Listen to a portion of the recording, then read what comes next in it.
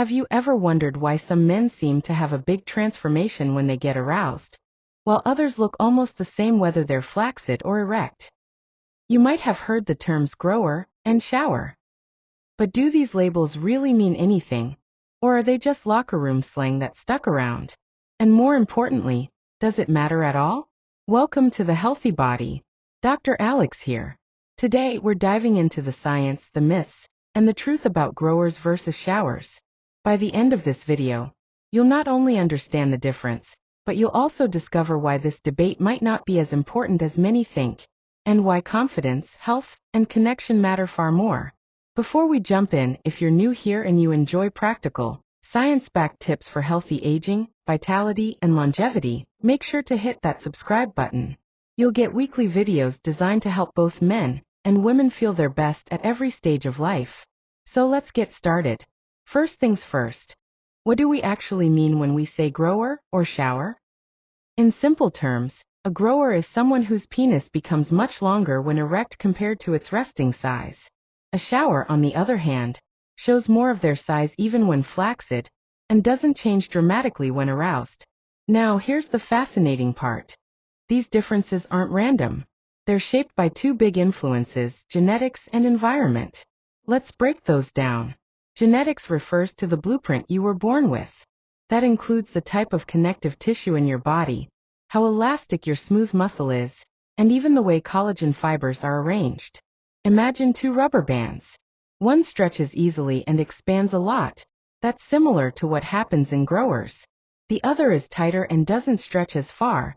That's closer to showers. Neither is better or worse, just different. But genetics isn't the whole story. Age also plays a role. Younger men tend to have more flexible tissue, which allows for more dramatic changes. As we age, hormonal shifts and changes in blood vessels can reduce elasticity. This means that men who might have been growers in their 20s could notice less difference as they get older. Now let's look at environment. Lifestyle factors can make a visible difference. For example, smoking harms blood vessels and reduces circulation, which can affect how tissue expands. A poor diet can lower nitric oxide production, which is crucial for strong erections. And excess belly fat, especially around the pubic region, can make the penis look shorter than it really is in its flaccid state. Then, when arousal happens, the difference looks more dramatic, almost like a magic trick. So sometimes what looks like being a grower is really about body composition. Even temporary things, like room temperature, stress, or going for a run, can affect appearance. Have you ever noticed how cold water can make you shrink instantly? That's not a permanent state, just your body protecting itself. Now you might be wondering, has this ever actually been studied scientifically? Or is it just observation and jokes? Interestingly, yes, there have been studies. One clinical study followed 274 men who had a history of erectile dysfunction. Each man was given a medication that caused a full erection, and doctors measured both flaccid and erect length. What they found was fascinating. The average change in size was about 4 centimeters, or roughly 1.5 inches. Using that as a dividing line, they categorized men as growers if they gained more than 4 centimeters, and showers if they gained less. Here's what the results showed. About 26% of men were classified as growers, while 74% were showers. On average, growers gained about 5.3 centimeters, while showers gained about 3.1. The only consistent factor that predicted who was a grower?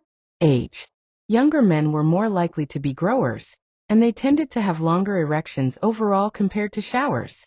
But, and this is important, all participants had some degree of erectile dysfunction. So we can't assume this applies perfectly to the general population. So, what does this actually mean for you? First, both growers and showers are completely normal. In fact, most men fall into the shower category, meaning less change between flaccid and erect.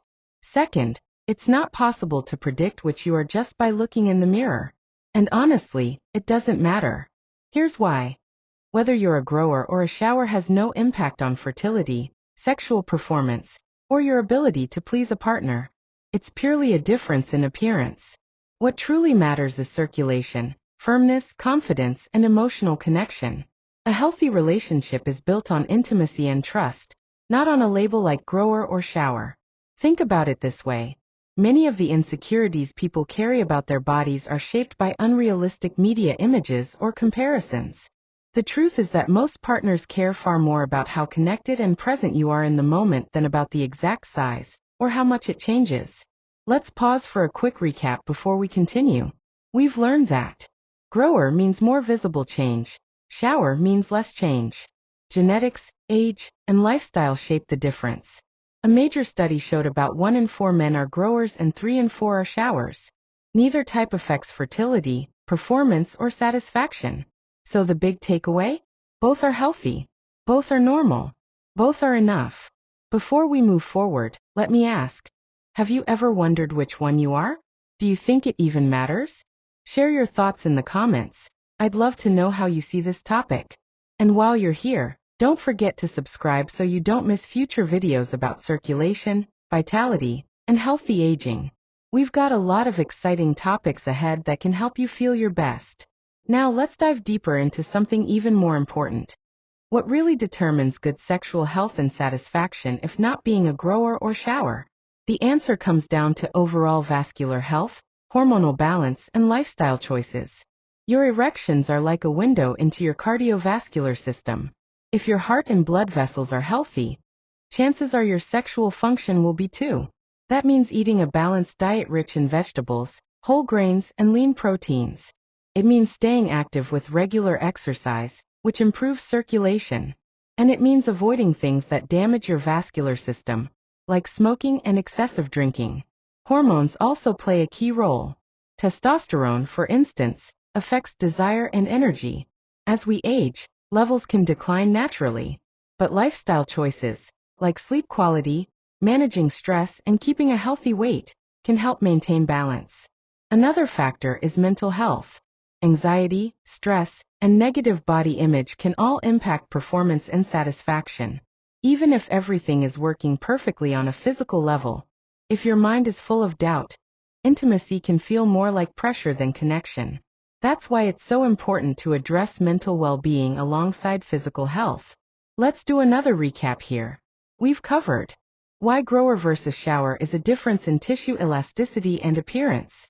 Why age and lifestyle can influence that difference. Why the labels don't affect performance or satisfaction. And why focusing on heart health, hormones, and mindset is far more valuable. So instead of asking yourself, am I a grower or a shower? A better question might be, am I taking care of my body in ways that support long-term vitality and intimacy? What do you think about that shift in perspective? Let me know in the comments below. As we wrap this up, remember this. Labels like grower and shower might be fun conversation starters, but they don't define you. What defines you is your health, your confidence, and the way you connect with others. So whether you're a grower, a shower, or something in between, know that you are completely normal, and more than enough exactly as you are. If you found this video helpful, go ahead and subscribe now. That way, you'll stay connected to a community of people who are learning, growing, and improving their health together. And if you want to keep exploring, our next video will cover natural ways to improve circulation and energy, which can make a real difference not just in intimacy, but in everyday vitality. You won't want to miss it.